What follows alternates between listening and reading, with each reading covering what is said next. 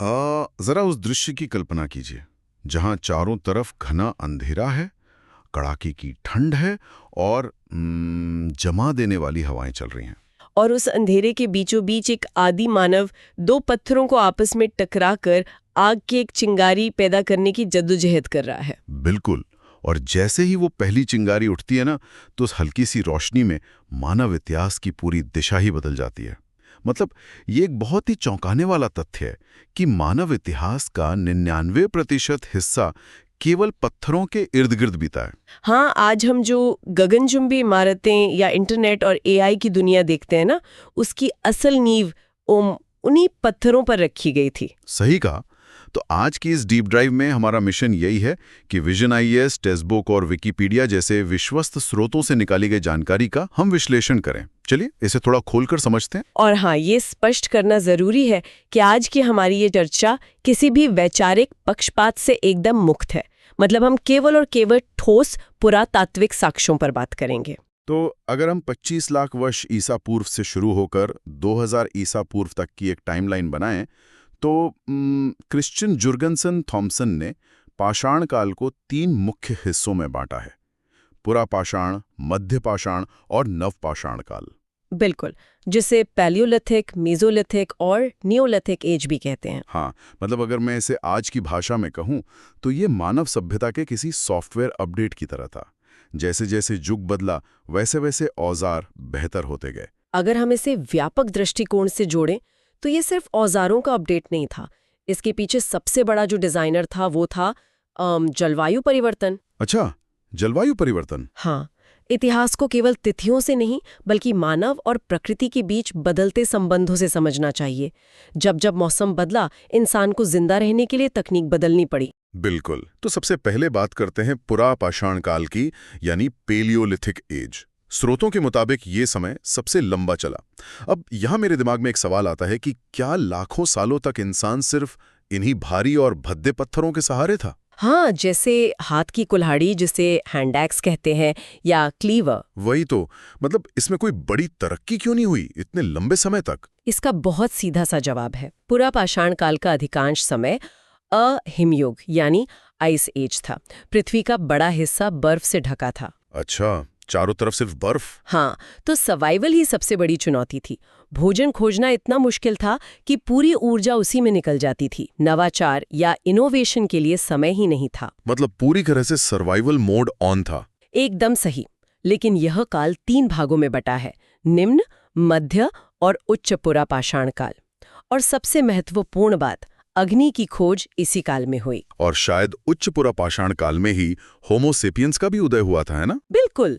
आधुनिक मानव इसी समय सामने आया, क्योंककि आग से पका खाना खाने की वजह से दिमागी विकास तेज हो गया था। क्या बात है। और अगर परीक्षा के नजरिए से देखें तो 1863 में रॉबर्ट ब्रूस फोर्ट ने पल्लवरम में, जो अब चेन्नई में है, वहां पहली बार एक हैंड एक्स खोजा था। हाँ, ये भारत के संदर्भ में एक बहुत बड़ा ब्रेक थ्रू था। इसके अलावा बेलन घाटी, नर्मदा घाटी और सोहन संस्कृति से भी हमें इसके साक्ष्य मिलते हैं। अब आते हैं मध्यपाषाण काल पर, यानी मेसोलिथिक एज। यहां से बदलाव की बयार शुरू होती है। यहाँ सबसे रोचक बात यह है कि जलवायु अब गर्म होने लगी थी। होलोसीन युग शुरू हो रहा था। बर्फ पिघली और धरती पर पहली बार घास के विशाल मैदान उभरने लगे। तो जाहिर है छोटे और तेज दौड़ने वाले जानवर भी आ गए होंगे। बिल्कुल। और उनका शिकार करने के लिए भारी पत्थर तो काम नहीं आ सकते थे।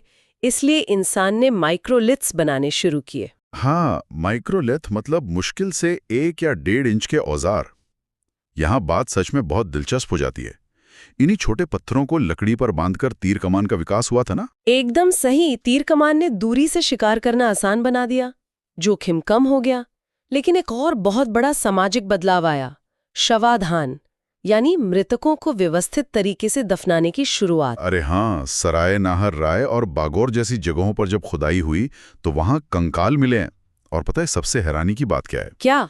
कब्र में इंसान के साथ साथ खाने पीने का सामान और पत्थर के आभूषण भी रखे गए थे। इसका मतलब तो यही है कि वे लोग आफ्टर लाइफ या मृत्यु के बाद के जीवन में विश्वास करने लगे थे। हाँ, ये उनके संज्ञानात्मक और आध्यात्मिक विकास का बहुत बड़ा सबूत है। मृत्यु अब उनके लिए अंत नहीं थी। और इसी काल में पशुपालन भी शुरू हुआ। कुत्ता इंसान का पहला पालतू जानवर बना। कमाल है। मतलब सर्वाइवल के साथ साथ अब इंसान रिश्ते भी बना रहा था, एक सिम्बायोटिक रिलेशनशिप। बिल्कुल। और अपनी संवेदनाएं भी व्यक्त कर रहा था, जैसे मध्य प्रदेश के विंध्याचल पर्वतों में मौजूद भीमबेटका की शलाश्रय इसका सबसे बड़ा उदाहरण है। ओह, भीमबेटका, ये तो सच में प्राचीन कला दीर्घा है। 1957 या 58 में डॉक्टर विष्णु श्रीधर वाकणकर ने इसकी खोज की थी।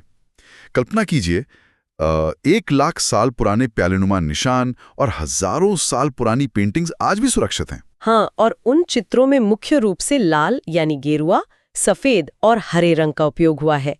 लेकिन ये चित्रकला कोई हॉबी या शौक नहीं था। अच्छा, तो फिर क्या था? ये उनके सामाजिक संगठन, शिकार की रणनीतियों और अनुष्ठानों का एक पूरा डॉक्यूमेंटेशन था। चूंकि तब कोई लिपि नहीं थी, तो भीमबेटका की पेंटिंग्स उनका डेटाबेस थी। मतलब अपनी आने वाली पीढ़ियों को ये दृश्य भाषा सिखा रहे थे, एक तरह का सर्वाइवल मैनुअल। कमाल है। बिल्कुल। और इसके बाद आता है नवपाषाण काल यानी नियोलिथिक एज, जिसे इतिहासकार गॉर्डन चाइल्ड ने नवपाषाण क्रांति का नाम दिया। क्रांति मतलब सिर्फ पत्थर थोड़े बेहतर हो गए तो उसे क्रांति कहेंगे क्या? नहीं, ये सिर्फ पत्थरों की बात नहीं है। ये बहुत बड़ा बदलाव था, क्योंकि मानव अब शिकारी और खाद्य संग्राहक से खाद्य उत्पादक बन गया था। उसने बीजों का चक्र समझ लिया और खेती करना शुरू कर दिया। हाँ, अगर हम एक एनालॉजी लें तो ये घुमंतु बंजारे से लेकर एक घर में बसने तक का सफर था। मतलब ये तो एक बड़ा टेक्नोलॉजिकल जंप हो गया। ये एक महत्वपूर्ण सवाल खड़ा करता है कि क्या इस क्रांति ने हमें जमीन से बांध दिया, क्योंकि खेती करने के लिए आपको एक जगह टिकना पड़ेगा। बिल्कुल। और अब पत्थर के औजार सिर्फ तोड़े नहीं जा रहे थे, उन्हें घिसकर और पॉलिश करके बनाया जा रहा था, जिन्हें सेल्स कहते हैं। अनाज जमा करने के लिए मिट्टी के बर्तन यानी पॉटरी का आविष्कार भी हुआ। तो इस सब का मतलब क्या है? मतलब ये कि अब इंसान का जीवन स्थिर हो गया था। खाली समय मिला तो पहिए का आविष्कार हुआ, बस्तियां बसने लगीं और श्रम का विभाजन शुरू हुआ। हर कोई खेती नहीं कर रहा था, कुछ लोग बर्तन बना रहे थे तो कुछ औजार। ये जानकारी प्रतियोगी परीक्षाओं की तैयारी करने वालों के लिए बहुत सीधा और सटीक डेटा है। और अगर हम भारत के मैप पर इसे देखें तो भूगोल ने हर क्षेत्र की नवपाषाण सभ्यता को एक अलग आकार दिया है। बिल्कुल, भूगोल ही असल में इतिहास तय करता है। जैसे कश्मीर की बात करें तो वहाँ की जलवायु बेहद सर्द थी। वहाँ बुर्जहोम और गुफकराल बहुत महत्वपूर्ण नवपाषाण स्थल है। हाँ, वहाँ ठंड से बचने के लिए इंसान जमीन के नीचे गड्ढे खोद कर रहता था, जिन्हें गर्तवास या पिट ड्वेलिंग्स कहते हैं। और बुर्जहोम में तो एक बहुत ही अनोखा साक्ष्य मिला है। एक कब्र में मालिक के साथ कुत्ते को दफनाया गया था। ये पूरे भारत में कहीं और नहीं मिलता। क्या बात है। वहीं अगर कश्मीर से निकलकर विंध्य क्षेत्र में आए तो कोल्डी हवा से धान या चावल की खेती का प्राचीनतम प्रमाण मिलता है। सही कहा। और मध्य गंगा घाटी में बिहार के चिरांद नाम की जगह है। यहाँ के साक्ष्य बहुत दिलचस्प हैं। यहाँ पत्थर के नहीं बल्कि भारी मात्रा में हड्डी के औजार मिले हैं। वो इसलिए क्योंकि वहाँ जलोढ़ मिट्टी के मैदान थे और पत्थर आसानी से नहीं मिलते थे। लेकिन जंगल थे तो हिरन के सींगों का इस्तेमाल किया गया। बिल्कुल, सर्वाइवल का बेहतरीन उदाहरण। और अगर दक्षिण भारत की बात करें तो वहाँ खेती से ज्यादा पशुपालन हावी था। वहाँ हल्लूर और पयम्पनली जैसी जगहों से राख के टीले यानी ऐश माउंट्स मिले हैं। राख के टीले क्या ये ज्वालामुखी से बने थे? नहीं, ये टीले पालतू जानवरों के गोबर को इकट्ठा करके जलाने से बने थे। ये शायद उनका कोई अनुष्ठान रहा होगा। मतलब इंसान जहां रहा उसने वहां के भूगोल और संसाधनों के हिसाब से खुद को ढाला। कश्मीर के गर्तवास से लेकर दक्षिण के राख के टीलों तक ये खूबसूरत मोज़ाइक की तरह है। बिल्कुल, यही मानव विकास की सबसे बड़ी खूबी है। ये कोई सीधी लकीर नहीं है। तो अगर हम इस पूरी चर्चा का एक त्वरित सारांश निकालें तो हमने देखा कि कैसे औजारों के विकास, आग की खोज, पशुपालन और आखिरकार कृषि के माध्यम से मानव सभ्यता की नींव पड़ी। हाँ, पूरा पाषाण के भारी पत्थरों से लेकर नवपाषाण की खेती तक का ये सफर अद्भुत है।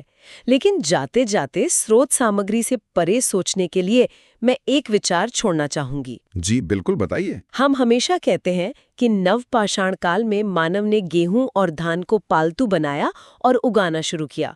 लेकिन जरा सोचिए, क्या मानव ने गेहूं को पालतू बनाया या गेहूं ने मानव को एक जगह पर बसने, दिन रात खेतों में मेहनत करने और बस्तियां बसाने के लिए मजबूर कर दिया? आखिरकार किसने किसे डोमेस्टिकेट किया? बाप रे, ये तो सच में दिमाग को झकझोर देने वाला नजरिया है। आजाद घूमने वाले इंसान को एक घास के पौधे ने हमेशा के लिए जमीन से बांध दिया। ज्ञान की ये गहराई यहीं खत्म नहीं होती। अगर ये चर्चा आपको ज्ञानवर्धक लगी तो ऐसी और इन्फॉर्मेटिव वीडियोस के लिए चैनल को फॉलो या सब्सक्राइब जरूर करें।